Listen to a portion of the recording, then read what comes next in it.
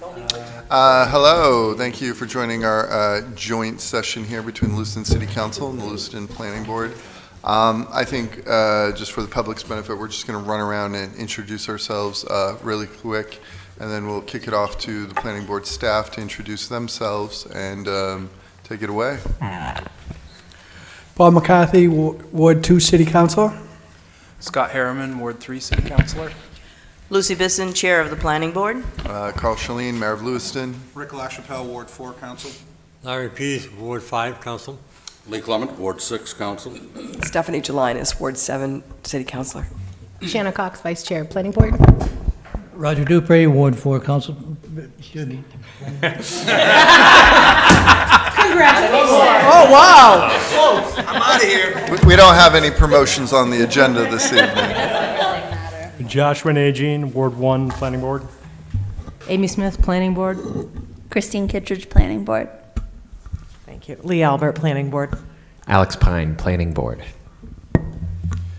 Greg Tebow, Land Use Planner. David Hediger, Planning Code Enforcement. Shelley Norton, City Planner. Please continue, Director. All right, great. Nice to see everybody again. Hopefully we're going to be a little more productive tonight, I hope, for staff's sake, if anything. The first item tonight is to review the Riverfront Island Master Plan implementation and to help us set priorities. So I provided a list to you with the assistance of both Public Works and Economic Community Development. Basically, all three of our departments are involved in some fashion with respect to the implementation of the Riverfront Master Plan. You folks, I didn't bring it with me, but people will be reminded of the 2010 plan that we've continually been able to implement. We put money into LCIP every year. Council's kind enough to give us money to that. We work with Public Works, and then they move forward doing implementation or design towards actual construction. And then most recently, we did the update to the Riverfront Master Plan that kind of refined things a little more closely in hopes of moving things forward, given where we've been in the last 10 years.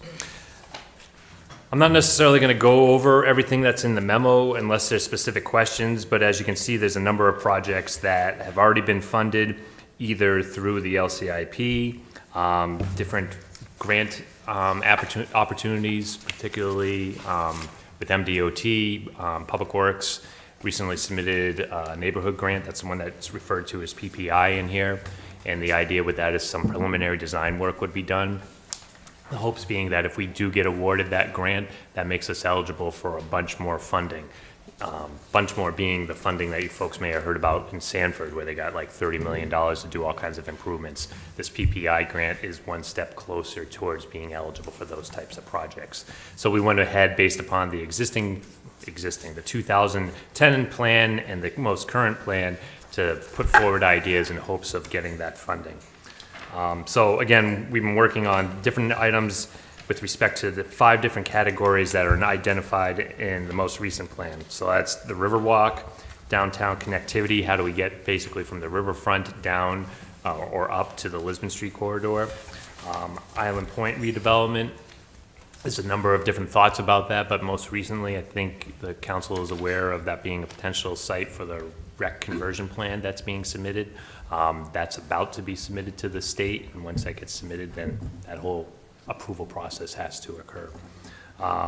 Infill and redevelopment, that's been a big item, I think, for both the planning board, council, and staff, and different priorities that we're looking to have with respect to a number of the vacant lots down there. As you folks are aware, we do own a lot. I shouldn't say a lot. We own a number of vacant lots down there in the area of like the House of Pizza, Triangle Service Station, that part. Quite frankly, that was done with like a land banking in mind in hopes that we can do something bigger and better down there. That'll be part of the question tonight is, should we start moving forward with that? Samard Payne Park, you folks have seen some of the improvements that have happened as a result of the first plan.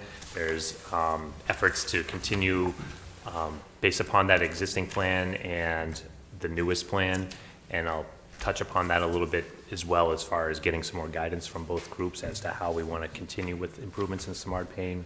And then canal revitalization, why we bought the canals, right? To have control of that. It's an asset for the community. What can we do to make that, a more viable amenity for the community? Some of these things have been subject to earmark funding that we have received and that it's been promised, but we haven't actually seen it yet. Public Works is in the process of putting the final touches on that, and ideally that's going to be blessed probably in the next maybe 3 to 5 months, depending on how things go. And then there's another earmark request out there that folks have probably heard about. That one is technically a request still. We haven't heard back from the federal government on that. So the most recent request would have been for getting down to the canal. We talked about stepping down to the canal, being able to touch the water type thing, better connectivity to Lisbon Street through the Bates Mill area.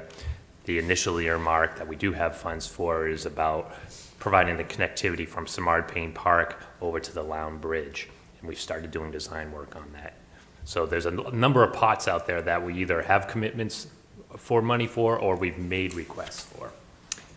Tonight, we want to go through the implementation schedule that was provided as part of the Riverfront Master Plan and try to get some consensus from both groups, because administration is looking for us to put together the LCIP requests that you see every year. And there's a bunch of asks in there, right, for all different things. But if we can have a little more specificity with respect to the Riverfront Master Plan, because typically we ask anywhere from like $200,000 to $500,000 and we get a portion of that. And quite frankly, it's been driven by 3 different departments as to where we should be going. So given that we have an update and it's fresh in everybody's mind, the thought is that we'll go through this list tonight and you guys can help us establish what those priorities are.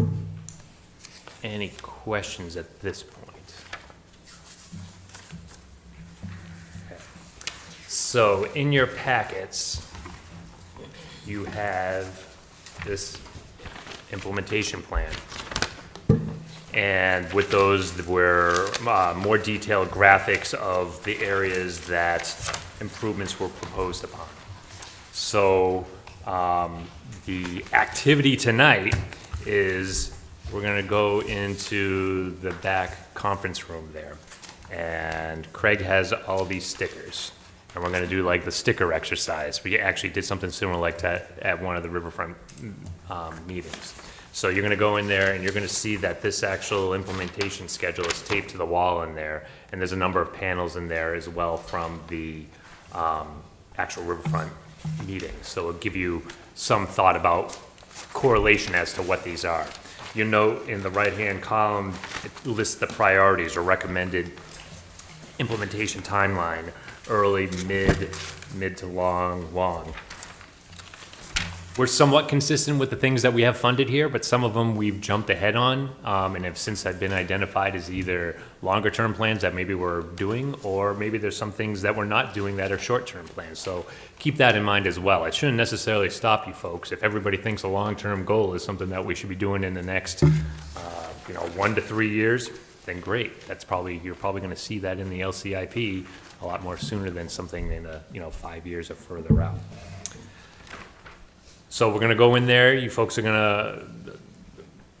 to, the one caveat with this, and I always think about this whenever I'm part of this exercise, is like, oh, can you put how many stickers on something you love? So, the mayor loves, I don't know, the pavilion down there, and he puts all of his stickers on the pavilion. Fine, you can put all the stickers on the pavilion. Everybody can do the same thing. So if you're it's not that you could just put one sticker on one thing. I mean, that would be an ideal situation, but if you want to put all your stickers on one thing that you're passionate about, have at it, go for it. We'll come back then. We'll go into agenda item 2, which is very similar to some of the priorities on this list, but Shelley and I thought that we were bringing it forward because they're actually bucket lists or baskets. What do we call them? Baskets, buckets, whatever the list was that we established a year ago out there. Baskets. Those are on the basket list there, so we can kill 2 birds with 1 stone as far as taking rid of a basket list item and also have something that's in the Riverfront implementation. While we're discussing 2, Craig is going to try to do a quick tally of what we voted on tonight. So we can report back to you everything, and it may be obvious when we look in there. But at least we can give you maybe like the top 5 things that this group tonight has established as priorities, just so people can kind of leave with a general idea of where we're at. Any questions? We're figuring about 15 minutes. I'm sorry, Amy. 15 minutes to do this. Might not take 15 minutes. I don't know. That might be 15 minutes too many. But I'm thinking I'd like to cap it at 15 minutes so we can keep things going along here as far as the discussion goes. So, I'll let you keep an eye on the time, Director Hediger. Amy? So I do have Or- just one. Planning Member Smith, my apologies. Sorry, no worries. So just one observation, like, I love this matrix and the rating and weighting and everything. And the only thing that I'm just interested in is, like, clustering activities so that you sort of have a critical mass, so placemaking. So like if you wanted to, you know what I'm saying? So I'm thinking specifically, because everybody knows I love the Red Shop. Like, there's the Red Shop, there's the Canal Pilot Project, there's the Farmers Market, there's all this stuff in like that upper quadrant of Simard Payne Park.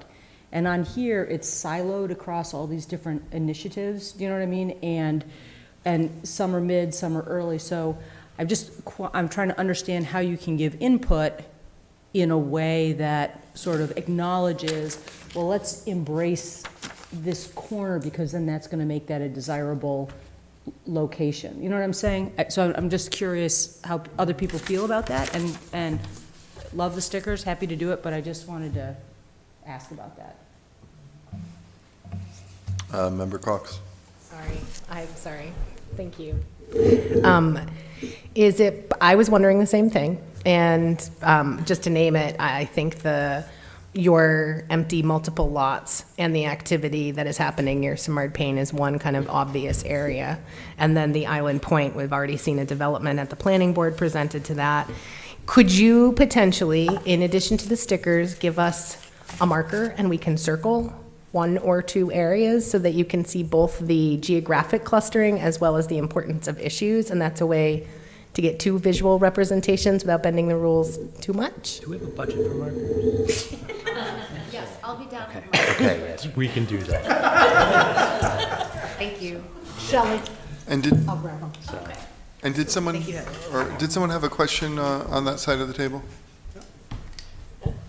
And maybe to Amy's point, it may be that, you know, once we put stickers on all these things, their clusters may Appear. exactly, they may all of a sudden appear on their own, where it's like, hey, a lot of people have an interest in this one area. Great, let's focus and put some emphasis on that. So I think maybe some of that will get teased out as we go through the process. Councilor Jelinas, did you have something? Okay. We can start and get the markers after we start. Yeah, I mean, I would say, let's get going. Craig's got the stickers, so if you come and see Craig, he'll give you stickers, go in the back room.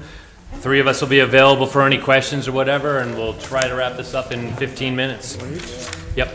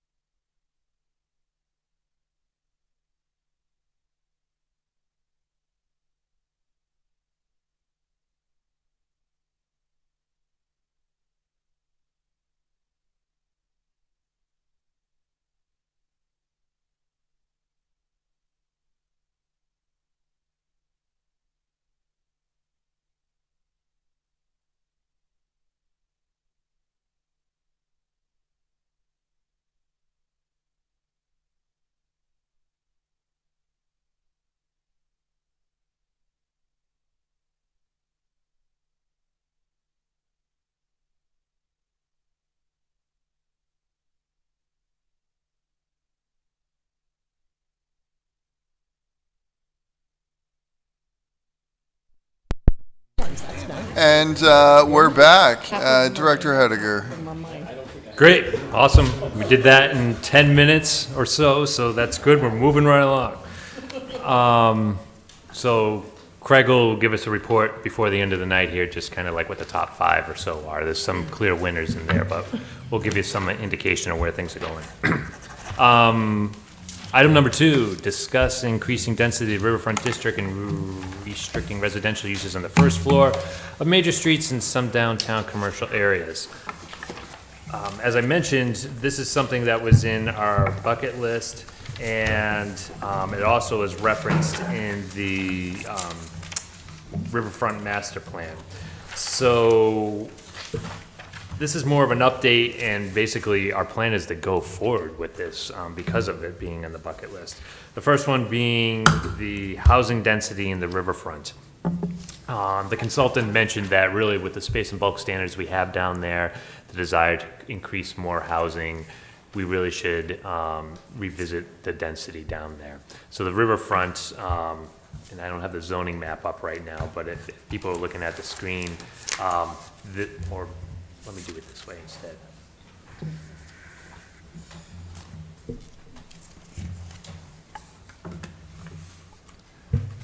So riverfront, everything, I'm drawing the cursor down the zoning boundary right now, so everything to the left of that property line down to the river is the riverfront zoning district.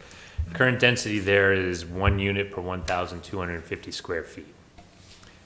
The consultant mentioned that given the number of vacant lots down there, the emphasis to try to spur economic development with small businesses and whatnot, not just in the riverfront, but in the Mill and the Centreville district, that we really should be revisiting the zoning. There's a specific page that references this in the implementation schedule, and as far as the bucket list go, we were talking about how do we increase more density and more housing opportunities. So basically what we're going to be looking to do here is reduce that density from 1250 to 0. So the density of these lots will then be driven really by the maximum impervious area. So we're not talking about changing that. The maximum impervious area is 75%. So you gotta have 25% of your lot being open space. And that probably will work out well because as the board knows, we have that amenity space that's required as part of multifamily development. So that can go towards that requirement. And then the height requirement would stay at 75 feet, which is, could be a 6 or 7 story building. I want to say the Hampton is a 5-story building down there. So it would keep in line with kind of the height of the larger buildings that are already in the riverfront district down there. Wouldn't totally allow for 100% impervious, because the idea is to kind of have some transition from a more urban area, which is the Lisbon Street corridor, to a greener area being the Smart Payne Park area and whatnot.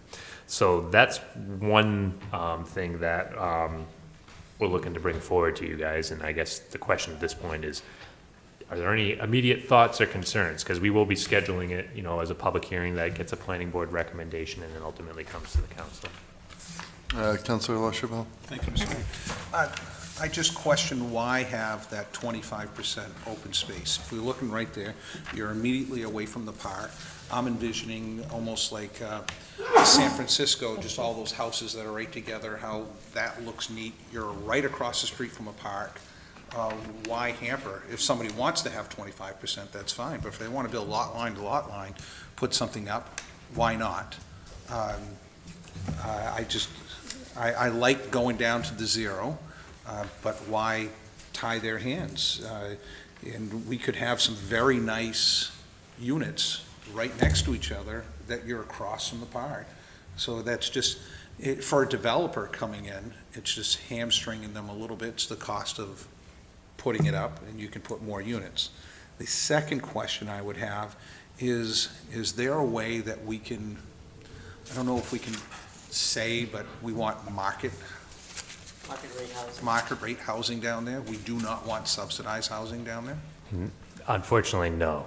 That question's been asked before, and we can't specifically put in our ordinance market rate only or affordable only. Fair housing doesn't allow us to make a distinction between what we actually want for housing out there. Well, we can do an overlay. I don't want to bring up another sore subject, but just say rooming houses. Rooming houses are not allowed down there. So why can't you, because that's a specific, why can't we do something like that? I think you're going to run into issues with the law and Fair Housing Act to specifically keep that from occurring. So we can put a rooming house there then? No, because Why rooming not? houses aren't necessarily regulated by the Fair Housing Act. It's fair to me.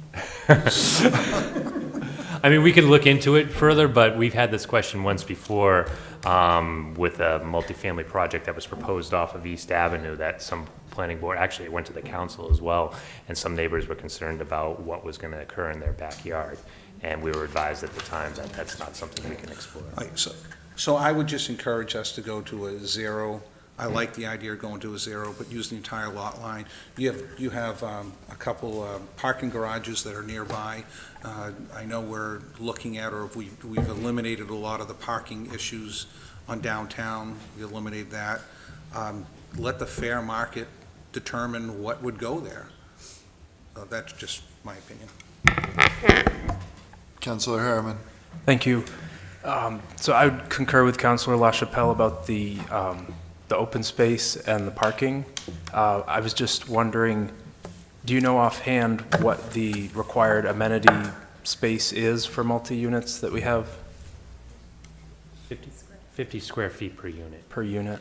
And we've provided some, what's the flexibility we have in that? You know that better than I do.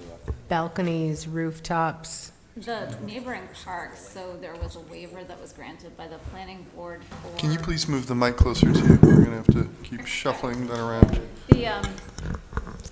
The DeWitt project on Pine Street and Park Street received a waiver from the planning board for some of their amenity space because of their proximity to Kennedy Park. So similarly, if something were to come into this area and be so close to Simard Payne Park, it's likely that the planning board would grant a waiver if they were asked to do so.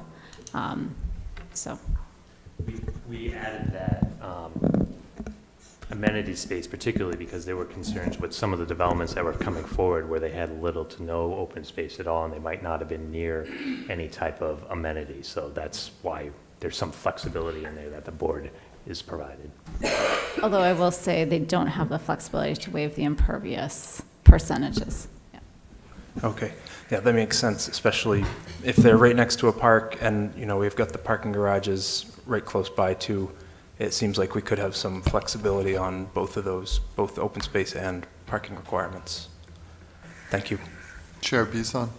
Yeah, the amenities, we also decided that we were going to include the indoor amenities if there's a community room or those kinds of things, that would be part of the overall 50 square feet, it would, per unit. And then, David, I'm not sure if you, I've been around a long time. There were, they built the apartments off of Macadamia Lane and in that area, there was a lot of concern about lower costs, lower income people going in there. And I recall that we had the same question that Mr. LaChapelle had regarding limiting, market rate. And you guys did some research then and came back and said, no, we can't, it'll be illegal against the fair market, unfortunately. We can certainly explore the question again to see if there's any other options that we're not aware of, but at this point, I'm not aware of that. Member Cox. Thanks. I concur with the comments so far, and I'd be curious about the 75% maximum impervious as it relates to kind of the rationale behind that. And one of the things that I've really loved about the design district overlay that we've done is that it's been less about percent and more about what the advantages are, what the context is of the space that it's in. And when I look at that, I think one of the interesting things that will happen potentially by free market is whether folks are orienting those properties to Simard Payne or to Lincoln Street. I think that will be interesting. And if much like some of the Pine Street and Bartlett Street developments, all the the trash and snow removal and parking is kind of inside within an alley so that the external facing is still really attractive. But the two things for me that come up relative to how we incentivize what we'd like to see without being too prescriptive so that the market can act, I'd be curious about how we can ensure that there's some opportunity, we just had this conversation in our last joint meeting, but the right language around additional hotels, motels, lodging, in the way in which we define that in the future. But we have lost an inventory of rental spaces for overnight accommodations, guests, events, Dempsey Challenge, Bates graduation, and that's a prime location both because of its walkability to other restaurants, to the amenities, if that pavilion comes through, the concerts that could come in the park. And I'd love to ensure that whatever zoning suggestions or changes are being made makes space for that. And I can see a 6-story, Hilton, Hampton extended, pick your brand, but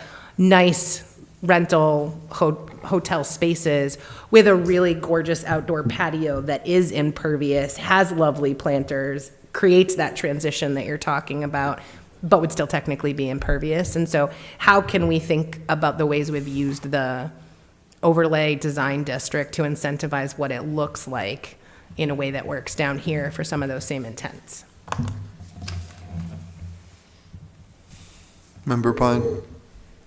Yeah, just to echo Shanna's comments, backing up for, what Dave was saying about the rationale behind having the 75% maximum impervious, it sounds like it's to make it so it interfaces with the park better. And yeah, that doesn't sound, like a bunch of lawn is not going to make it interface with the park better, but like good street trees, small little, something that helps it blend in, that's what we're talking about. And that doesn't have to be 25% of the lot. That can be far less. It can be, solid. It can be a lot of things. So totally agree that we should look at it from a design standpoint, not from just a, sheer numbers standpoint. One thing that I would wonder about is in terms of encouraging the types of development we want down there, like hotels or certain types of housing. One model I've seen in other communities is like pre-approved plan sets, or at least, sort of sample designs of like, this is what we're thinking. And that makes it a lot easier for a private developer to come in and do that work, because you've sort of laid the groundwork for them. You've made it apparent what you're looking for in that section of town. And I think that's something that we could definitely look at, or I think we should look at as a community. I appreciate that. One of the reasons if I remember right, one of the reasons we have the Hampton is because when we did the Riverfront plan, we were like, we need a hotel and we need it right here. And then sure enough, somebody came and built a Hampton, built a hotel there. So yeah, makes a lot of sense. Member Najin? So there's just a couple of things I have that I'm thinking about. One, when we consider this as, I guess it's the downtown business and redevelopment zones. So there's a call in the RIMP plan for mixed use and retail. There's also the consideration, like when we think about like subsidized housing, for instance, developers sometimes will build subsidized housing if they're given variances. So for instance, if you say to somebody, 15% of your units, if we give you the ability to build it, could be for 50 plus that would be subsidized, for instance. The thought about capping building size, and I know everybody's really concerned about the heights of buildings in the community, but I was living in Portland when all of downtown Portland got rebuilt, and directly across from the Gold Block, which is where I worked for years, that's where the Hilton Garden Inn went up, directly across the street from RERA. And when you look at that model, that building, I believe it's a 7 or 8 story building, and it's directly across the street from a 1-story bar, pub, and pizza shop. And so when we're thinking about how we rebuild these spaces, I would just caution about limiting height in certain ways. So it's just something to think about. These new building structures, when they go up there, when you have consistent blocks, it becomes about the street life and what's on the bottom floors of these streets, as opposed to, oh my God, that's a 10-story building. You're not even looking up there because there's a business downstairs. These types of thoughts. So I just wanted to kind of bring that forward. Councilor McCarthy? Thank you, Mr. Mayor. First, I'd want to echo the 0 square footage. I agree with that. Use as much as possible. Going on the lines of Member Najin, I think height shouldn't be limited. I think market should limit the height within reason. We're not going to put the Empire State Building there, but if market drives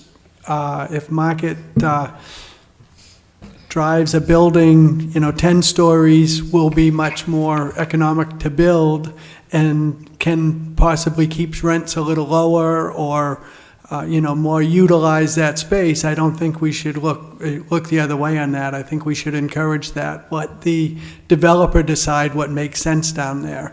And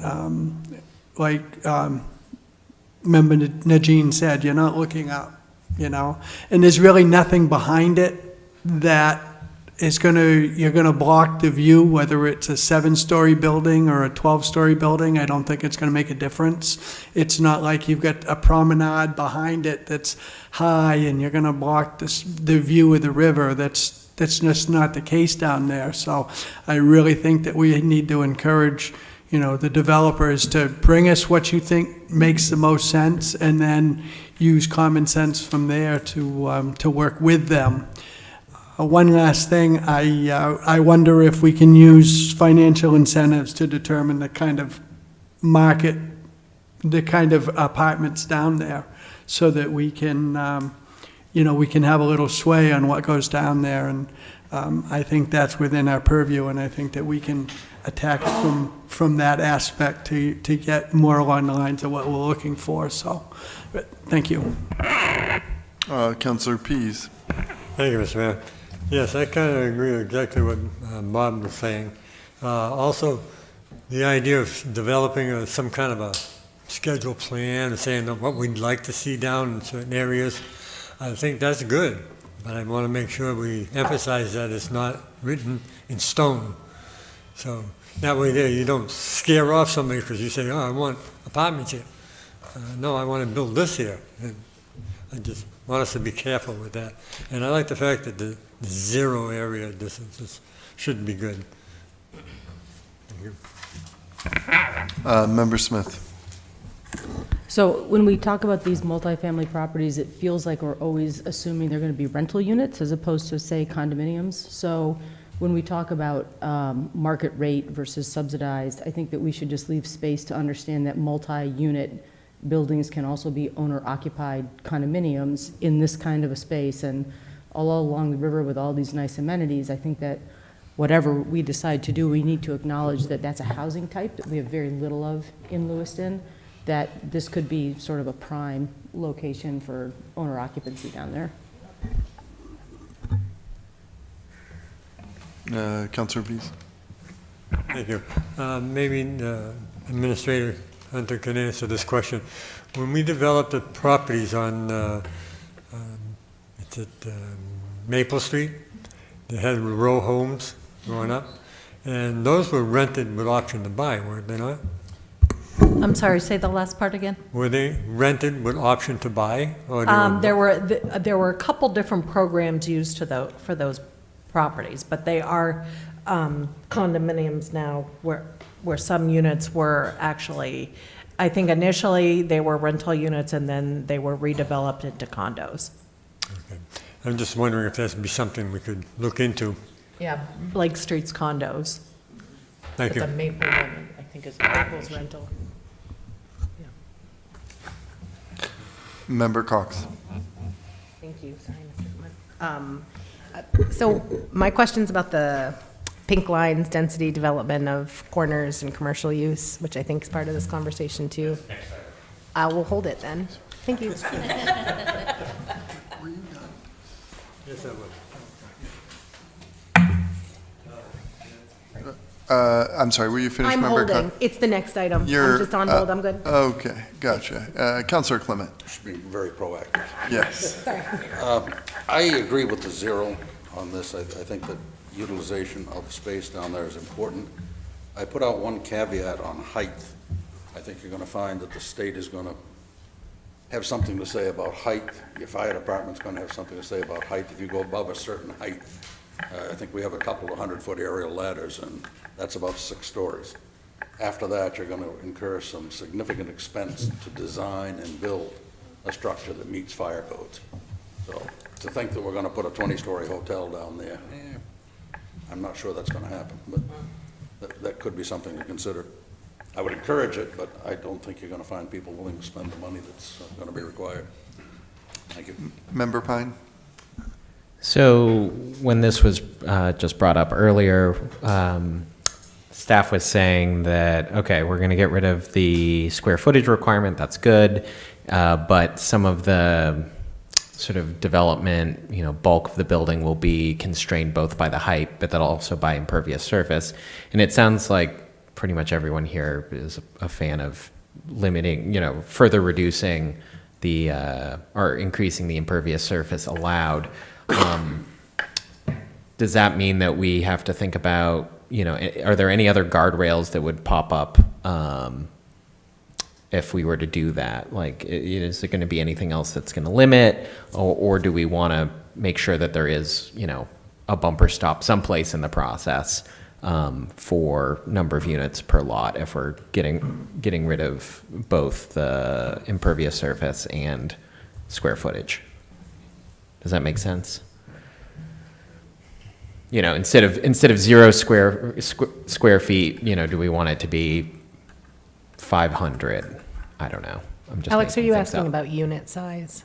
No, not unit size, size. not unit size. So minimum developable.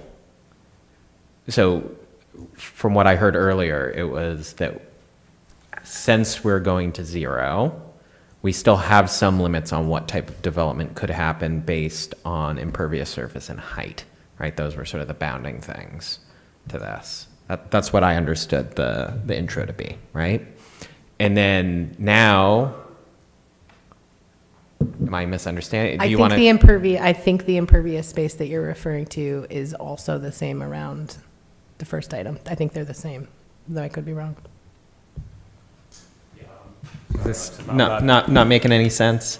We can let it rest. I mean, I think I have maybe a misunderstanding of what you were saying earlier. So I think it's clear that we want to reduce the impervious or increase the impervious area. So we'll come back with that. We'll think about the height as to what's appropriate in that zoning district. If we want that to be something significantly higher, I can tell you right now, the highest we allow in Lewiston is in the Centreville zone, which is like your Lisbon Street, Main Street area, and that's either 100 or 125 feet. To Councilor Clement's point, we can do this so the market drives it, and I think the market is going to cap out at some point just from construction costs. The Hampton Inn is what it is because it was wood construction. Wood construction is limited to 5 stories. After that, metal construction is that much more. At least it was 10 years ago. How things have changed, I don't know. But, I mean, all those are factors. So I think if the desire is to try to let the market drive what's going to go down there with some limitations, I think it's going to kind of work itself out there. So I think we have a good idea from you folks how to proceed on that one. If it's all right, I'd like to move to the second item of this agenda.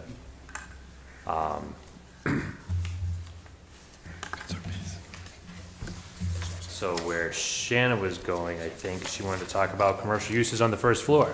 Sorry. So the other concern that we have that is a riverfront / basket item is how do we encourage commercial development on the first floor? How do we limit residential development on the first floor? It's been a concern of staffs on the 3rd floor ever since the Hartley block was constructed. Fortunately, Saxon was great to work with that, but when they first came in, they were saying, hey, we're going to build a 4-story building on Lisbon Street, and it's going to be retail, first floor all the way up. And our Department of Economic Development were like, oh gosh, do we really want residential on the first floor in our commercial corridor downtown? Saxon was great. They don't do commercial, but they understood the vision and how Lisbon Street really can be some type of commercial corridor, whether it's professional, retail, restaurants, whatever, anything other than residential.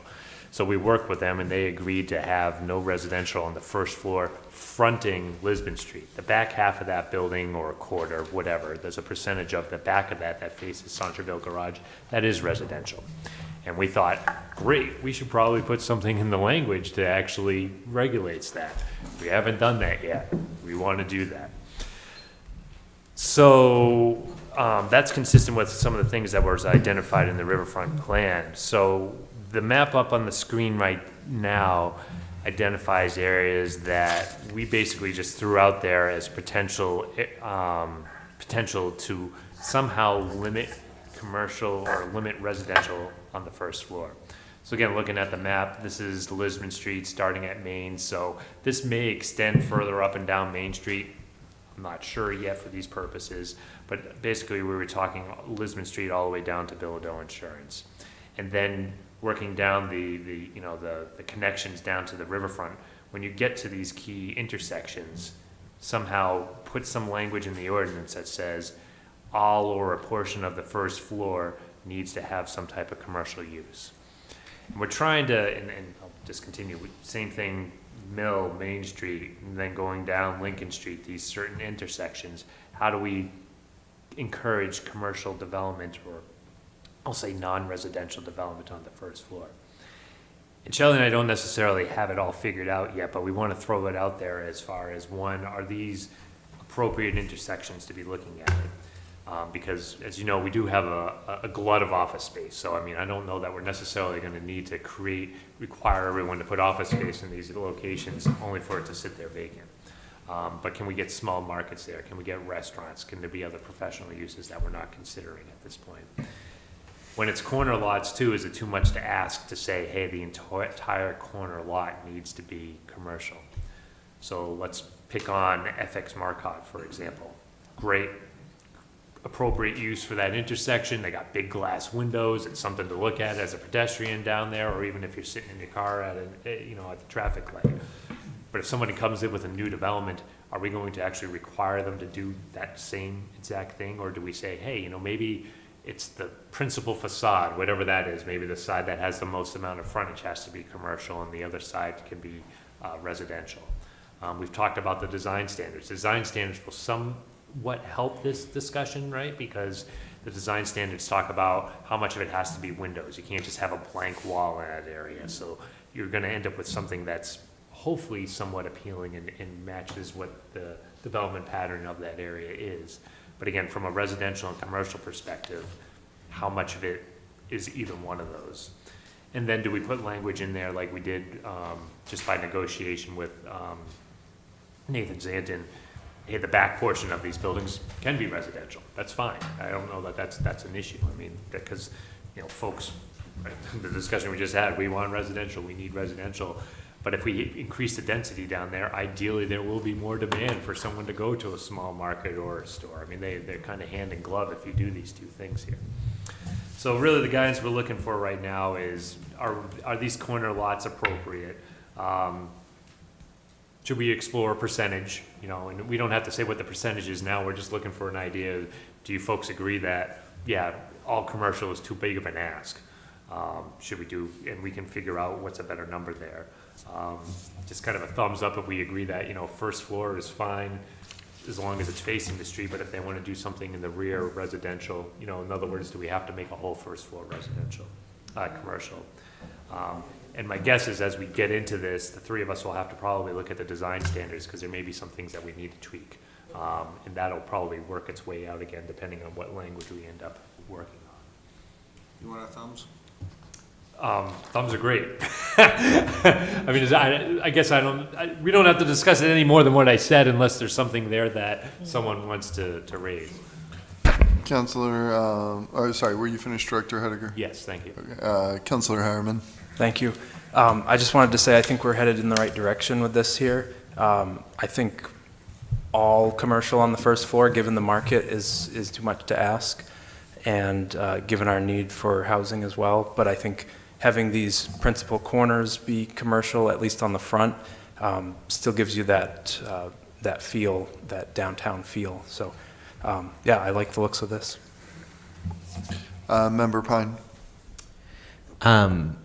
Listening to the proposal or sort of the general idea, things that come to mind for me is, you know, when we say we don't want residential on the first floor, I think what we really mean is that we want to have something that has visual interest on the first floor, right? I think that's sort of the intent there when we're saying we want commercial. I guess that's somewhat directed at staff. Yeah, I mean, I think there's something to be said, like if there's lobby space or something like that, that's probably not inappropriate. But you're right, it's when we talk about downtown, it is, how do you create something that's visually stimulating? What brings people downtown? You don't just want to be walking past. Yeah. And the activity. Right.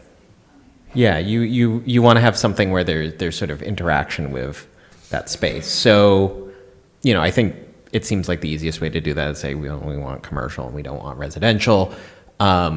Sort of going back to the previous part of the conversation where we were talking about design standards, I wonder if there is some way that we can accommodate more housing in a way that still values that, you know, sort of coming and going and the quality of the streetscape. So we can get more housing, and so we're not being, you know, heavy-handed with just like, oh, it's commercial, oh, it's residential. So just wondering about that. And if we were to go down that pathway of allowing residential on a first floor that is facing a street, but it still maintains some of that visual interest, is there a way that we can require certain ceiling heights or something on that first floor so that it can shift between being residential or commercial? Again, just trying to think about how can we maximize the amount of square footage in the city that's being made available for housing and make it so that it can transition in the future. You know, once a community builds up there and they need a store, that corner apartment could turn into a store pretty easily without, you know, the building having to be redone or something like that. So just a couple of thoughts, you know, being clear about what our intention is when we say commercial versus residential on the first floor, and then allowing for flexibility within that. Councilor Pease. Thank you, Mr. Mayor. This is for Director Hediker. Using the Dominican block on Lincoln Street as an example.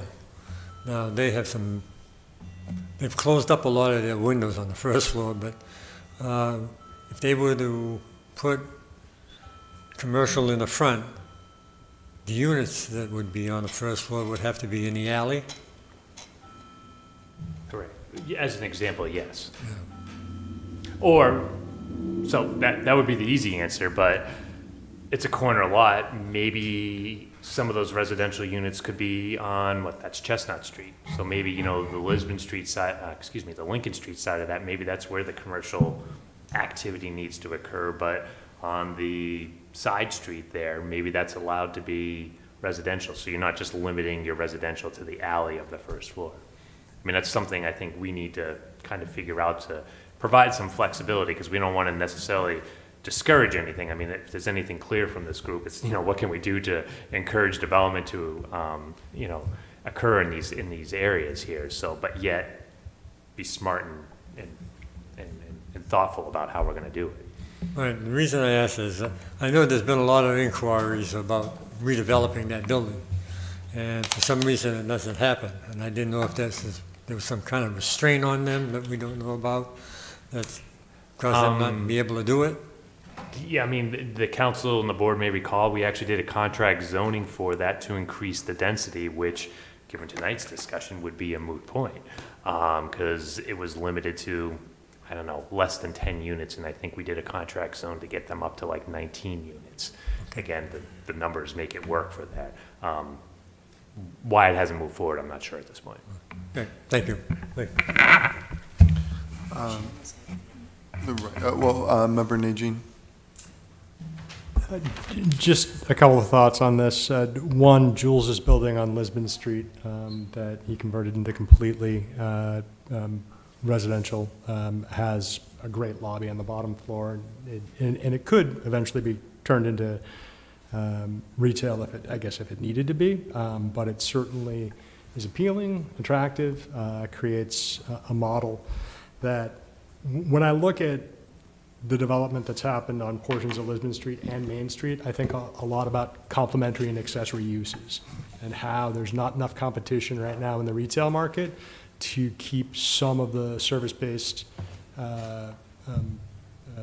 services off of our commercial corridors. And so if we put in a demand for retail, what's going to fill it? I think about Hartley Block sitting there for a considerable amount of time unrented. And so I think that we should encourage, and I think design standard is a good way that we could go about getting the look that we want, but I think that the economic activity that we want to see isn't necessarily guaranteed because we build the commercial space. And so it's just something to think about.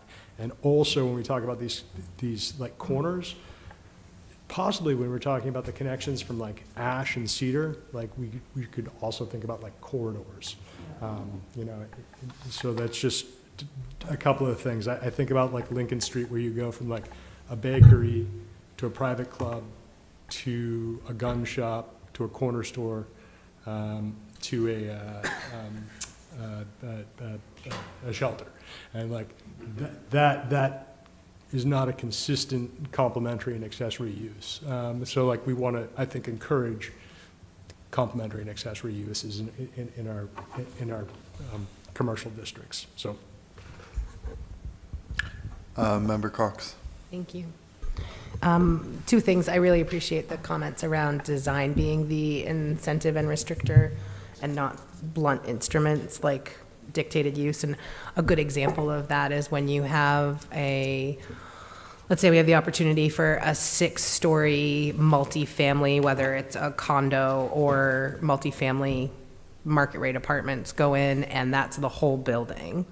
The ability to, in that same scenario, there is required amenity space.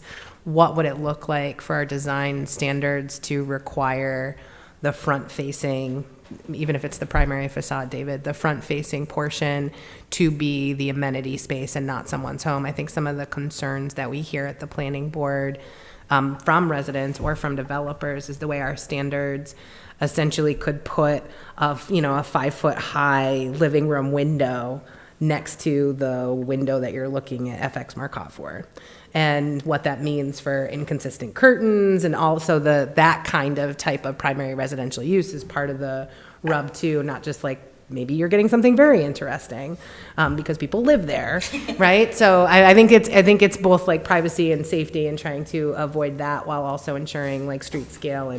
And so I think about the workout room, the mail room, if you have one of these buildings that's 6 stories and a bunch of units, there's a reception lobby and a mail space. Like, what's it look like to create that in a welcoming?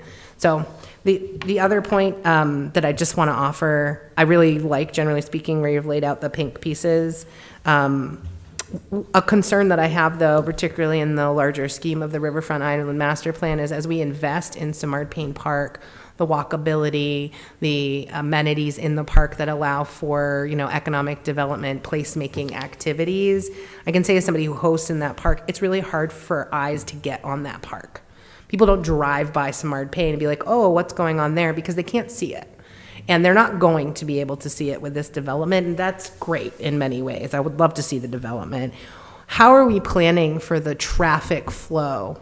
Because it's traffic. It's a tour bus 10 years from now with, 3 tour buses and rock bands or whatever it's going to be. What's it look like to manage that traffic flow? And if there's a primary entrance and a primary exit, whether it's one way just for the events or not, how does that entrance have a high visibility? And you've got a pink spot on Cross Street and Lincoln.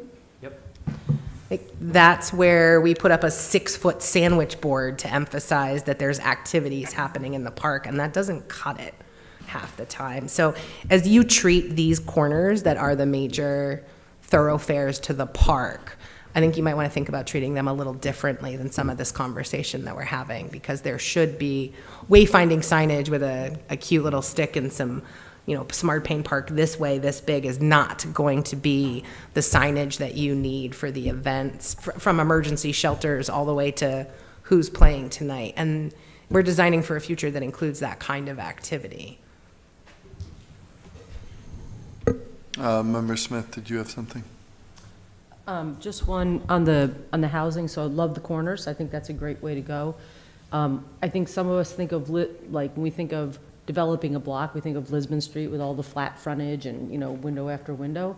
But the design, for example, along Bartlett Street for the Choice Grant, where there's nice front porches, there's interesting roof lines, those are smaller buildings. To Rick's point, think about San Francisco with all those cool row houses. So I just feel like porches, are another way if you're going to have a residential that's sandwiched with commercial on each corner. That's also an attractive look, and I wouldn't want to do anything to limit our ability to do that kind of thing too. Councilor Pease. Thank you, Mr. Mayor. Director Hediker, on the commercial portion of the first floor of these buildings, if a developer had residential above and decided he wanted to put a gym on the first floor with large windows you could see in, would that qualify as a commercial? That's something we might want to consider, exactly. I think that's kind of what Shannon was saying, is there's certain types of uses that are accessory to the dwelling unit that can be designed thoughtfully to make it interesting on the first floor. So a workout space might be a great idea. The community room or something, if that's in there, could make sense. It could be the mail room if you made it interesting, right? So yeah, I think that's something we'll have to consider. Okay, thank you. Councilor McCarthy. Thank you, Mr. Mayor. So I guess instead of calling it commercial on the first floor, call it non-residential on the first floor. It doesn't shoehorn you into just one, or even people looking at it that aren't involved in all our conversations would look at it and say, oh, geez, we got to put businesses there. But if it's non-residential, then they can look at it as far as that's where all of those amenities could go for the rest of the building. And I think it's a little more descriptive using that terminology than just calling it commercial.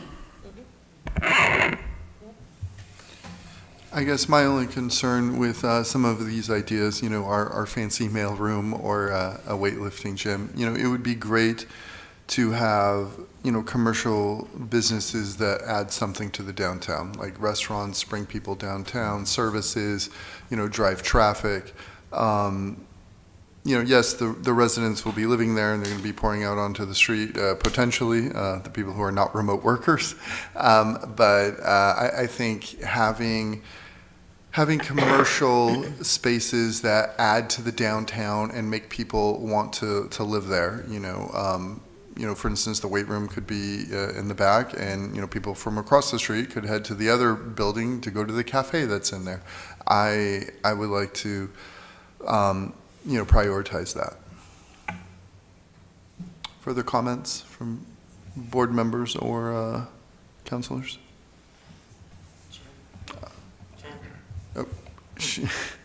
Member Cox. Thanks, sorry. In Councilor P's example, that would be that property, if we would see it and come for a development review, would be a residential property. And so I think part of the interesting task ahead for you is carving out, because unless it's a separate retail space that the owner developer is leasing, in some of the examples we've named here around amenities, from a zoning perspective, the zoned use of the property and what they're proposing in it, if it was all residential with the weight room or the non-coffee shop example from Mr. Mayor's remarks, would still zone and read on paper as if it was primary residential use, even though it's the amenity space within it, which is different than the upstairs being multifamily or dense residential and the downstairs being a commercial leased. And so I think there's going to be an interesting piece for you to be able to address, for us to hold that standard in planning review. around the use, because the gym, the mailroom, the community room, the shared kitchen, whatever, even though the people using it will use it in such a way, the way in which we look at use at the planning board is really specific to the way in which they'll be licensed. And that property would be from the ground floor all the way up, potentially residential. We wouldn't be able to get at the amenity use versus commercial use. And I don't know how you'll define or incentivize or get that into the design language, but just naming that feels, as all of those examples seemed like good ones, and all of those examples would be no, that's not a commercial use from a strict planning board review. Member Najin? The only last couple of things I'll add in there is, one, I think we need the businesses to fill those commercial spaces in order to demand commercial space be built. But I do like the idea that a space could be converted into commercial from a space that would function as a different piece. And then two, and this is just a side thought, and it doesn't necessarily have to be about these particular corners, but some of the most exclusive condos in New York, or apartments in New York, are like right on Penn Station, right outside of Penn Station, and there is no, there's nothing except for like a facade. You know, they're high security buildings that, you know, so I think there's a place for all of those things. It's basically what I'm saying. What I would hope is that we just wouldn't limit any type of development that would be desirable and raise the tax base based on one specific definition or consideration that would limit other things. So I understand, Member Najin. I think in that example, there's block after block after block of city, and here we have quite a few blocks, but we have not a ton, and so I just think we need to be thinking about using the space wisely. So if I can, Mr. Mayor, I would like to move along, because I'd like to move along. I understand, Director Hediger. Is there anyone else who'd like to chime in before before the director moves it along? Please continue. Great. I'm going to hand the baton to Shelley, and she's going to talk all things LD 2003.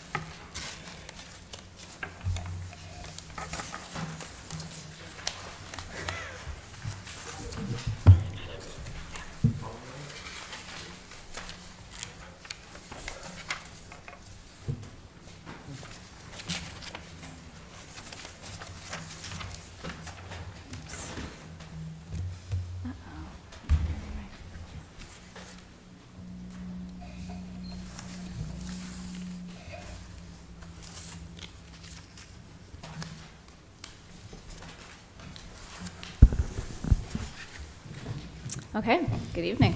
So the third item on our agenda this evening is to talk about the housing bill that was passed in 2022. We had a memo for you at our last joint meeting on September 12th, where we touched a little bit on what's included in that state legislation and what's going to be required. The intent of this item on the agenda this evening is to look a little more in depth and for staff to get some guidance on some elements of it from you. So The city is required to come into compliance, just as a reminder, by January 1st of 2024 with this, which is why we're talking to you about it tonight as well as a few weeks ago. The law itself has three main elements. The first is increased density for affordable housing projects, which we won't be talking about this evening. We don't feel that we need to get guidance on that. It's pretty clear what's required, so we will be coming forward with something this fall for discussion and adoption. The third item was accessory dwelling units, which was already passed by the city earlier this year. So the item we want to talk about this evening is how the law increases the number of dwelling units that we're required to allow in certain zoning districts. So for the rest of this presentation, it'll be helpful if you keep in mind that we're talking about all the parts of the city except for the industrial and resource conservation zoning districts. So it's anywhere where we currently allow housing. So that could be single family, two family, multifamily, but anywhere we allow housing. Industrial and resource conservation, we don't. So my hope for this discussion this evening is first that we'll all walk away understanding how the law affects parcels with an existing dwelling differently from those without an existing dwelling. So it really separates that is a main dividing line for how the law treats a parcel. We'll be looking at the designated growth area from the Legacy Lewiston Comprehensive Plan because that is also a determinant as to how the law impacts property. Based on that, there's going to be a short little workshop in the back where you'll be looking at some maps a little bit bigger scale so you can see it more easily. And if there are any changes to the growth area that are determined, we'll discuss if there's any kind of associated zoning changes that need to happen. And then finally, there are a few areas where staff has identified where there might be some optional changes, and we're looking for guidance as to whether you want to kind of strictly adhere to the minimum requirements that the law has, or whether there are areas where there's interest in diverging a little. So. Right here, I've just got the definition of dwelling unit and existing dwelling unit based on DECD's rules for this law implementation. I don't expect us to really read this, but if it comes up as a question, we have this as a reference. But I will point out that an existing dwelling unit, unlike other laws where sometimes it's based on the date that the law was passed, whether there was a dwelling unit there at that date, that's not how this is written. So it means a residential unit in existence on a lot at the time of submission of a permit to our building department for additional units on that lot. So it's even a future house could apply for, have this apply to it. So that's really different than I think what we've historically seen for implementation. Okay, so got a little flow chart. We're going to focus on the top part of it. You're going to see the grayed out area later in this presentation. So when we look at how we determine how many dwelling units might be allowed to be added to a lot, the first question we ask is there an existing dwelling unit on that lot? So an existing dwelling unit could be an apartment over a shop or a commercial property. It could be a single-family home. It could be a condominium. So it's not just always residential properties. If there's residential on a commercial use, then we would say yes. So if the answer is yes, then this is anywhere, remember, in the city except for the industrial and resource conservation zoning districts. The city is required to allow up to 2 additional dwelling units to be added if they meet the dimensional standards that we have in that zoning district, like lot size and other things. 1 detached and 1 attached. So here's an example, just so we can be really clear, what do we mean by attached, what do we mean by detached? So the principal dwelling in the middle there, we can imagine that it's a single family home, let's say. If this lot had enough lot size, and they could meet the setbacks and so forth, they could add one attached dwelling unit. That could be an apartment above an attached garage. It could be a conversion of their garage. It could be a basement unit. It could be, addition on top of the building to the side, conversion of an attic. It could even be just a reorganization of the interior of the home, so it's 2 units now instead of 1. So that's what we mean by an attached. It shares a wall with the principal dwelling. Detached is simply that. It does not share a wall. It's located separately on the property. Now, there are some limitations. So as we think about, can every house, in the city, let's say, add 2 units, there are some limitations that will come into play. So in this example, in the NCA district, you're required to have a minimum lot of 10,000 square feet and 5,000 square feet per dwelling unit. So if this was a lot that met the minimum of the 10,000 square feet, it could only have 2 units on it because it needs 5,000 per dwelling unit. So that is one way that some lots that are smaller might be limited, or lots in a district that's more rural, that requires more lot area per dwelling unit. There could be some limitations on whether they can add more units or not. The other thing that might be a limiting factor for some situations is the total impervious area. So for this example, the NCA district has a 60% maximum impervious area. So that might limit the size of an addition that somebody could put on, or the size of a detached dwelling unit, the size of the driveway expansion for parking that they could make, that sort of thing. It wouldn't impact height, right? So if they wanted to go up, it wouldn't have an impact that way. And then they still have to meet the setbacks. So, whether it's a 10-foot, 15-foot side or rear setback, so forth, they still have to do that.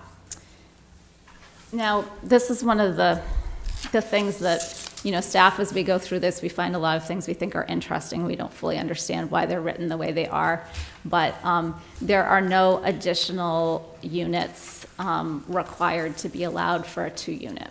So if you have a 2-unit building, we are not required to allow you to add a 3rd unit. So, unless the rules clarify this a little bit, and we've been told that the final rules will be out in a couple of weeks, they've gone to, they're out of DECD's hands and they're under review. So we will be seeing those in a couple of weeks.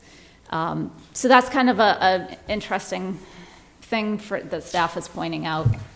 So a couple of discussion points that I wanted to point out, and then we'll kind of continue. The first is, if you have 2 units, we're not required to allow a 3rd unit, but if you have 1 unit, we're required to allow you up to 2. Now, the up to 2 units is really interesting in that 1 is attached, 1 is detached, or 1 of each. But the law does not require us to allow 2 attached or 2 detached.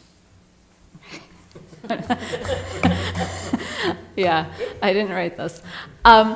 So I'm just pointing that out. I don't know, as we have a lot to say about that, other than we just, as we're looking at this, I don't know, is there inconsistencies, but we just wanted you to be aware in case there's any guidance for things you want to see coming forward. So I'm gonna jump along unless people want to stop, and I think we should probably just kind of keep this ship going through the presentation. Okay, so we'll do that. So we're back to that chart, and now we're asking the same question again, which is there an existing dwelling unit on that lot? And if your answer is no, then we follow the part of the chart on the bottom. So the first question then we ask is it in a designated growth area, which is determined by the community in our comprehensive plan. If the answer is yes, it's in a designated growth area, then we must allow up to 4 dwelling units. If it's not in a designated growth area, we must allow up to 2 dwelling units. So remember, this is a lot that doesn't have a dwelling unit on it. So it's a vacant lot, or it's a lot with a commercial building, but no dwelling units. So, and I guess before I move forward, I'll just say that the next couple slides are going to be looking at our designated growth areas. And staff has spent quite a bit of time looking at those from 2017 and kind of trying to figure out where there might be areas where this has an impact. And what we're finding is that a lot of the growth areas are already in areas that allow 3 or more units because multifamily is allowed there. So a lot of the impacts are going to be in the more residential and rural zones where now we would be allowing up to 2 dwelling units instead of 1 typically in zoning districts where we might allow single family. So, okay. I'm actually not going to go through these 3 maps right now with you because we have them printed big in the back room and it's hard to see at this scale. But these 3 maps look at highlighted areas where we see a mismatch between today's zoning and the designated growth area. And just one thing to point out, in 2017, when the comprehensive plan was written, nobody envisioned that the growth area in the comprehensive plan was going to be used as a housing mandate tool from the state in 2022, 2023, right? So this was really meant to be a guideline for how we were going to draw our zoning. And so we're revisiting it now because, you know, it makes sense to do so. But there's nothing broken with our comprehensive plan. So just point out that anywhere in that designated growth area that we're going to look at, a vacant parcel can have up to 4 dwelling units. But I also want to point out that this also means in zoning districts where we don't allow 1 and 2 family right now, we will need to, because the way it's written is up to 4 dwelling units.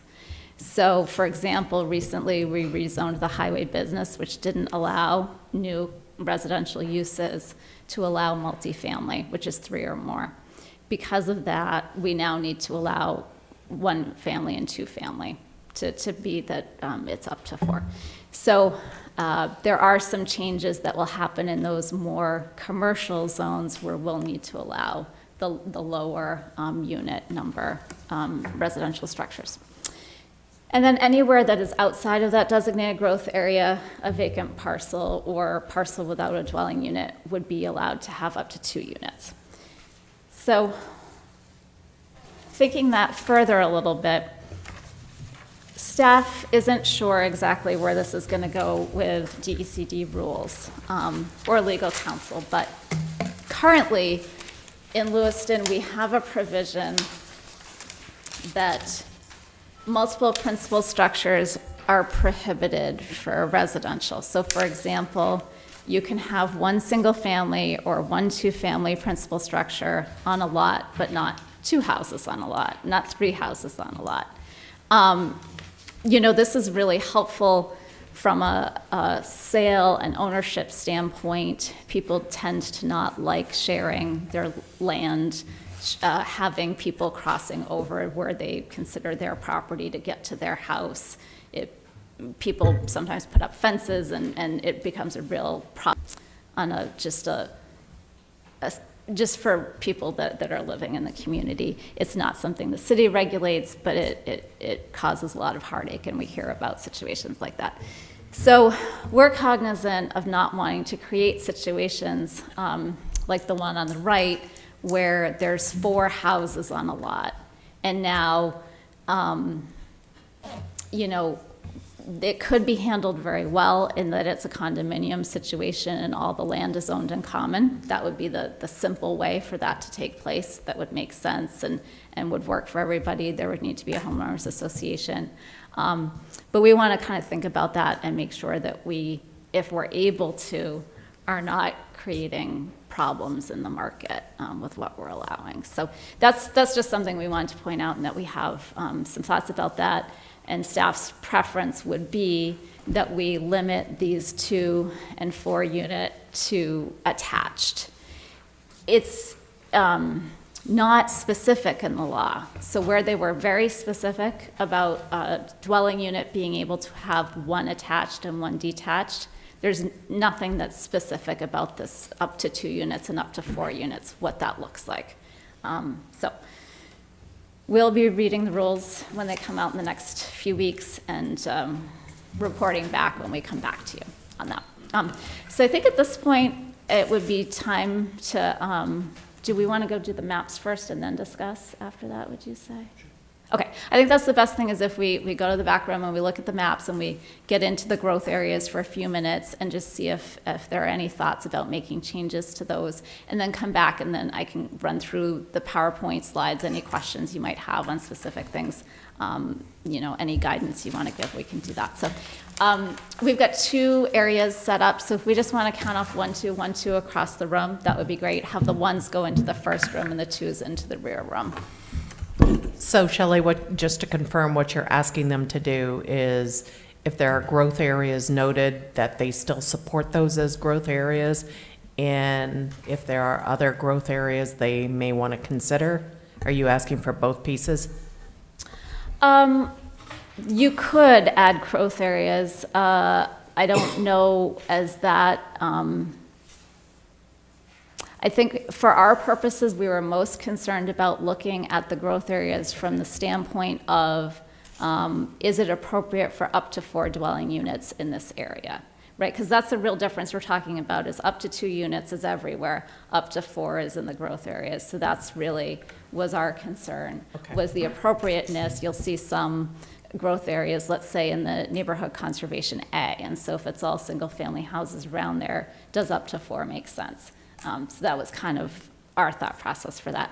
If somebody sees something that you really feel should be in a growth area that isn't, I think it's a great opportunity to talk about that if we're opening this up anyway and making tweaks to the map.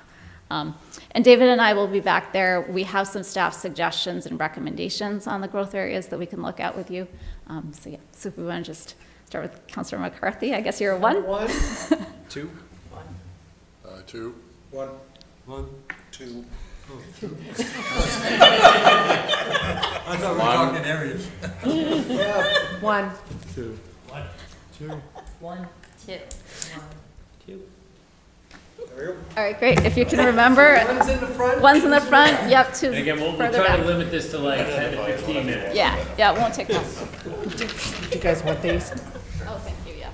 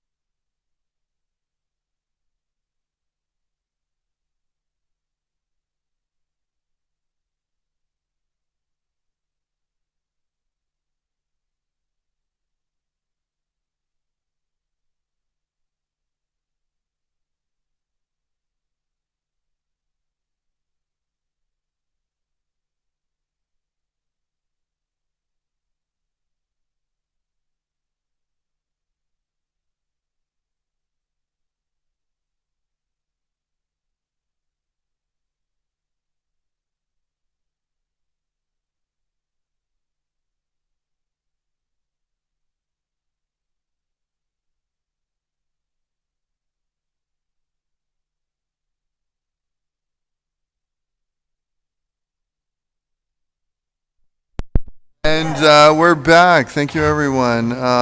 Planner Norton, please continue. Okay, thank you. Thank you, everyone, for your thoughts out back. So it didn't sound like, if I understood both groups correctly, there were areas that you were interested in changing dramatically differently than what you were seeing. There were some suggestions and thoughts. The 3 areas that staff suggested stay growth areas, were people generally in agreement with that? They were. Okay, all right. And then I think the group I was in had some suggestions for other areas that might be growth areas, mostly along some busy streets. But I think at this point, staff is going to suggest that we just focus on making those minimal changes that we looked at this evening, just to kind of keep the ball rolling on this process, so that we can move forward with bringing you some minor changes to that comprehensive plan, as well as the ways that we see implementing LD 2003. So we'll be coming back with, zoning charts and language that teases out these differences. And we'll hopefully have it in a clear format when we see you next. So it didn't sound like at this point there were any zoning changes that people felt like we needed to make to the zoning districts themselves. It was primarily just some tweaks to that growth map. And then I guess I just wanted to verify if there are any discussion point comments here. So at this point, we're not required to allow a 3rd unit where there's a 2-dwelling unit structure. And then we're also not required to allow 2 attached or 2 detached for an existing dwelling unit. The thought from staff, we wanted you to think about this, but we also feel like there could be some changes still happening with this going forward. And so our thought was to implement kind of the minimum, unless we were directed to include other elements. So. Member Cox? I support that, particularly as some of this gets litigated and finalized and all the things that it's going to get. In the language that you had put in, would there be the opportunity for somebody who's proactive and advocating to seek a waiver that allows for the additional unit that puts it on par with the kind of 2 and 4 that we're seeing in other places, but that way it would not be a requirement for us to allow that? Can you just rephrase the situation? Like, is it Yeah. a existing dwelling unit? I own a property of which you are not required based on the interpretation and the way you're choosing to move forward. And I say, great, but there's a comparable property 2 blocks down in which they can because of this law. I would like to get a waiver and permission to have the additional unit. Is there any way that you're thinking about the proposed language that wouldn't prohibit me from seeking the opportunity to go through an appropriate review and see it, which also doesn't require allowing it on everything in sweeping manners? That's very interesting. Staff will take that under consideration. Thank you. Planner Norton, you and I had a discussion before the meeting started about mobile homes versus manufactured homes and what would be allowed. I guess your thoughts on that? Sure. So at this point in time, the definition of dwelling unit, let's look at that, based on our current Lewiston definition of a dwelling unit, and this definition, it doesn't look like a mobile home is considered under this. So the way we currently list uses, zoning districts either allow a mobile home or don't separately from a single family. So a mobile home is treated as a different use category than a single family. So rural agriculture allows mobile home, and then mobile home parks. Staff has talked about this because, of course, mobile homes are a more affordable, potentially, way for people to own a home. And there are some of the more rural, suburban zoning districts in the city that we feel, there's certainly a lot of neighborhoods that have one-story dwellings, and so character-wise, mobile homes could fit in with that neighborhood.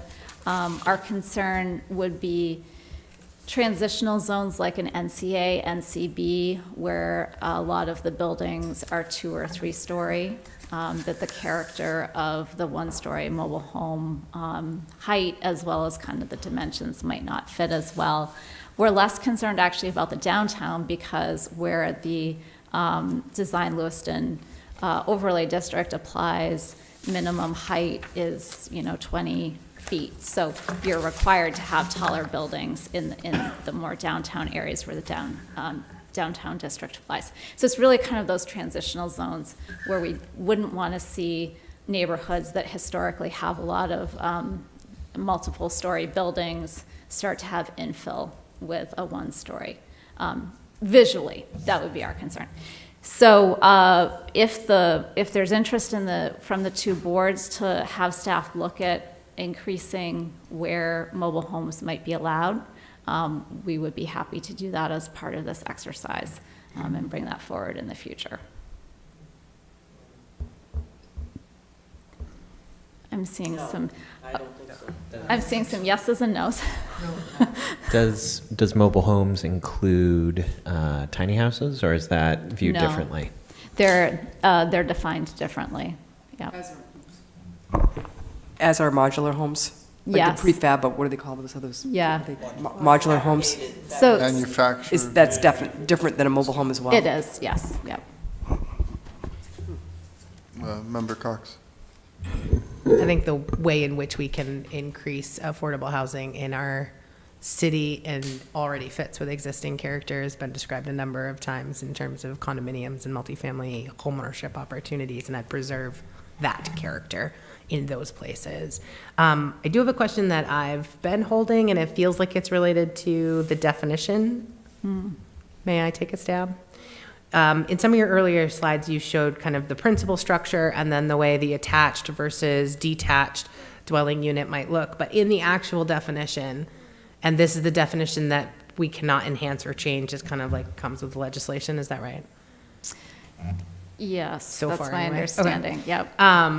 I'm just, the way in which, even in our conversation, the way in which we describe and envision the attached or detached dwelling units relative to the principal structure language reflects the notion of like something smaller, something out back, something on the side, mother-in-law's apartment.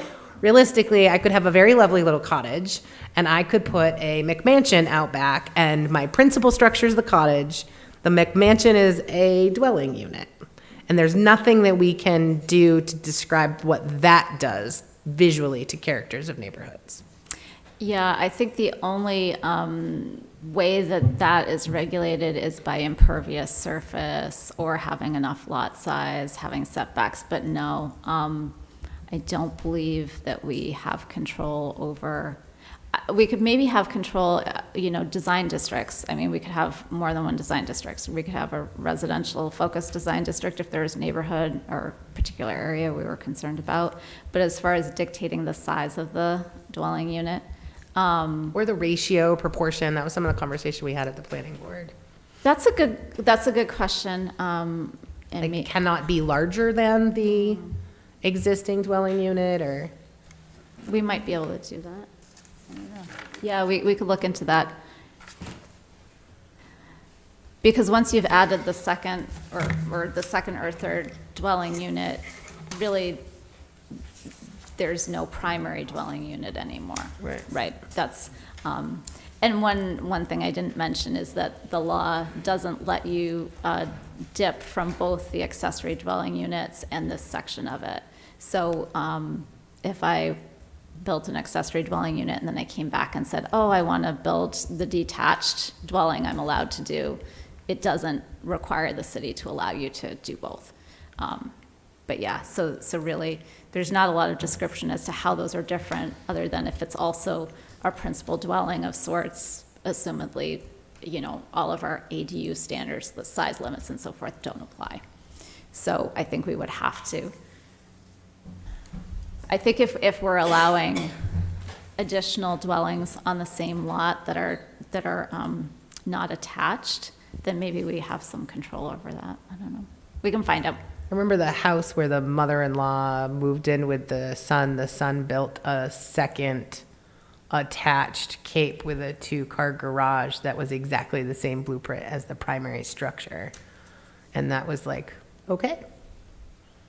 And I And think I'm it just wondering how we prevent probably that would- from a design neighborhood character perspective. Yeah, we can see if there is a way to do that. Member Smith? This is definitely an edge case, but what if you have a dilapidated building on a lot and people don't take it down, they just build another one? Can you do anything, you know, if it's like got code violations and it's condemned, like how would that work? You'd have to attach it. If there were existing violations on it, can we require them to do that before they get a building permit, remedy those? No. So, yeah, I mean, if, for a developed lot, so you'd be able to do one attached or one detached. So if the building is in such poor shape, they don't attach it, but they want to put another building on the property, they could do that. They could do that now as an accessory dwelling unit if they really wanted to. Hopefully, we're aware of it at that point, though, and we'd be like, hey, you need to do something about the unit out front. But we don't have a way to. If you could use the mic, please. We don't have a way to require that, other than, like, we wouldn't deny the building permit, but we would still be working through the violations, and they'd have the time frame to, you know, act, and then there'd be fines and that sort of thing, so that's the mechanism we would use. Member Najin? So I just want to go back to the one detached and one attached dwelling unit that can be added. That is the actual law. Is that correct? Okay. Because the one thought that I have is like, you know, like for instance, I have a house that was built in 1893, right? I could put a duplex. Speak into the mic. Sorry, Josh, I have a house that was built in 1893. I could easily put a duplex behind it, right? But to attach a dwelling unit to that building and then put a separate detached built, like it doesn't Like, add which up comes really well. first? That's a good question. Well, I'm just saying, like, if it was two detached units, that was a duplex style. And one of the things, just thinking about like how things fit into single-family neighborhoods, duplexes can be built in ways that they look like single-family homes. Even two-tops can. And so, like, maybe when you refer to the design standards, that might be something that we might want to look at. But I'm just thinking about the economy of building an accessory dwelling unit, sticking it onto the old farmhouse, and then building a second home behind it, whereas a duplex would be just much more. And then the other piece, when you had the model, when we were talking about like 4 units, and you were asking if whether or not they could be all within the same structure, the one thing that I would suggest is I would be comfortable with like the 1+3 model if that property was subdividable. You know, so like you'd have your primary unit and then you could have like a 3-top or whatnot, as long as that was a subdividable piece. Could that be a possibility? Yeah, different regulation if it's subdividable. That's interesting.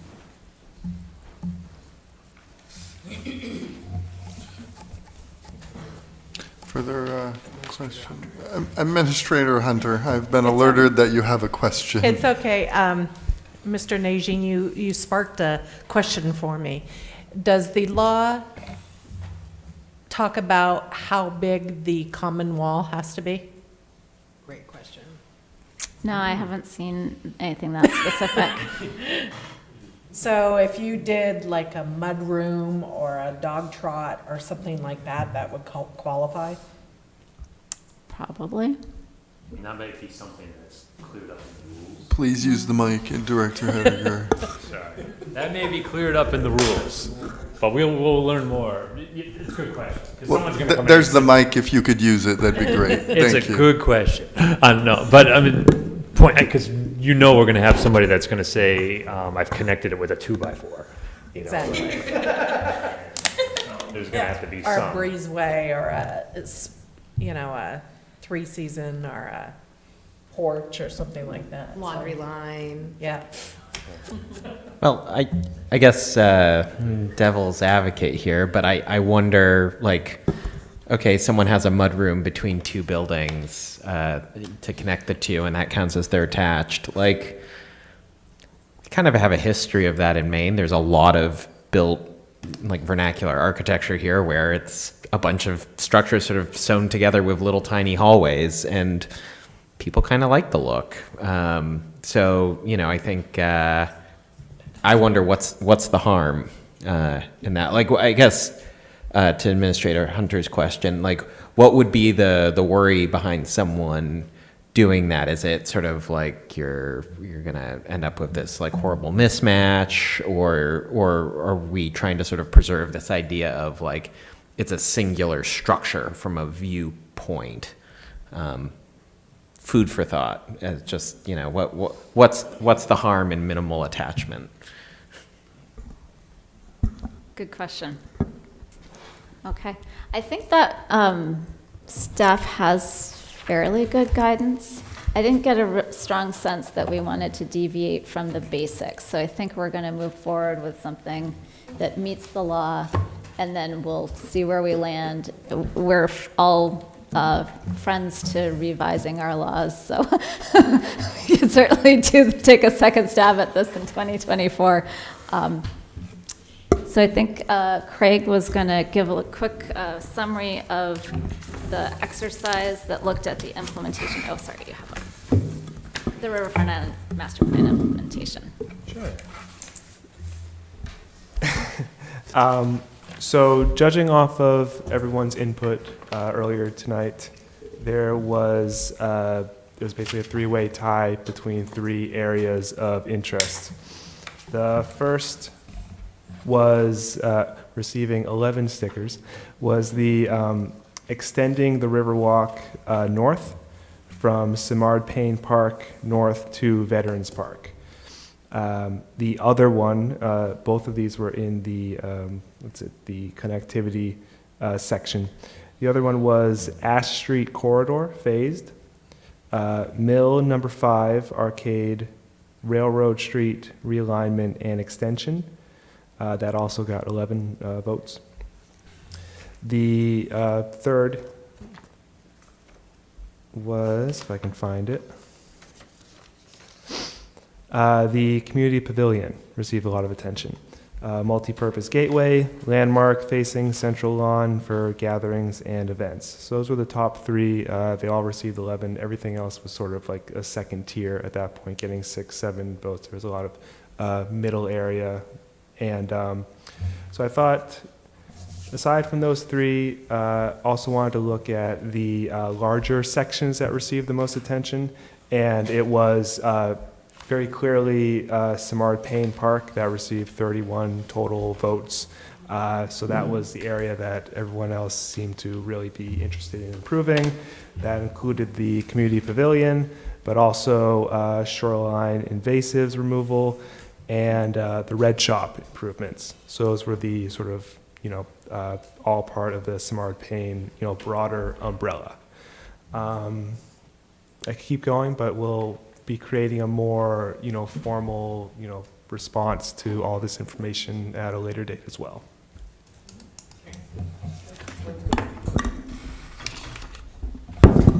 Thank you for tallying that. Sure. I'm curious if there was anything that you all had noted as early in timeline that didn't receive any stickers. Oh, that didn't receive. Did not receive. Just thinking, it's a signal that we're thinking in opposite ways that would just be revealing. So just taking a quick look. Yes, so one thing that did not receive any votes that was early was Category 2 revised zoning. So that wasn't something that anybody, go ahead. I didn't put my stickers there because that's literally why I'm on this board, and I assumed that we would just bang out some zoning for the earlies. So I'm in alignment with that being an early priority and didn't waste a sticker on it because that's literally what we're here for. Good point. Yeah. Everything else received at least one vote, so. Further comments or questions? Planner Norton. Thank you so much. That's all we had for you tonight. Anything else? You're a good director. Okay, thank you. Mr. Tebow, thank Very you. productive. Well, have a wonderful evening.